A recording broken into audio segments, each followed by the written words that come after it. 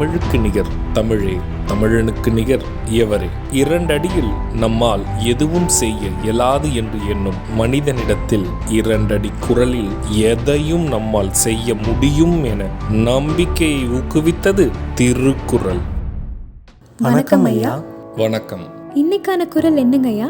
இன்னைக்கான குறள் அதிகாரம் 113, காதற் சிறப்புரைத்தல். குறள் எண் 1130. உவந்துரைவர் உள்ளத்துளென்றும் இகந்துரைவர் ஏதிலர் என்னும் இவ்வூர். இந்த குறளுக்கான பொருள் என்னங்கய்யா? இதற்கான பொருள், என் உள்ளத்துள் உறவாடும் அவருடன் நான் மகிழ்ந்திருக்க இவ்வூர் அவர் என்னை பிரிந்து வாழ்கின்றார் என்று பேசலாமா?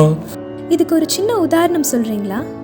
இதற்கான உதாரணம், காதலன் காதலியை விட்டு வேறு ஊரில் இருந்தாலும் காதலி தன் உள்ளத்தில் காதலனோடு மகிழ்ச்சியாக இருப்பாள். மகிழ்ச்சியான காதல் வாழ்க்கைக்கு சேர்ந்திருத்தல் முக்கியமல்ல, மனதுக்குள் அன்பானவர்களை வைத்து கொண்டாலே போதுமானது. நான் சொன்ன குறளும் அதோட விளக்கமும் உங்களுக்கு பயனுள்ளதா இருந்ததா? ரொம்பவே பயனுள்ளதா இருந்தது. சரி பசங்களா, நாளைக்கும் இதே மாதிரி சுவாரஸ்யமான குறளை பார்ப்போம். நாளைக்கும் இதே மாதிரி இன்னொரு குறள் பத்தி தெரிஞ்சுக்க ஆர்வமாவும் இருக்கும்.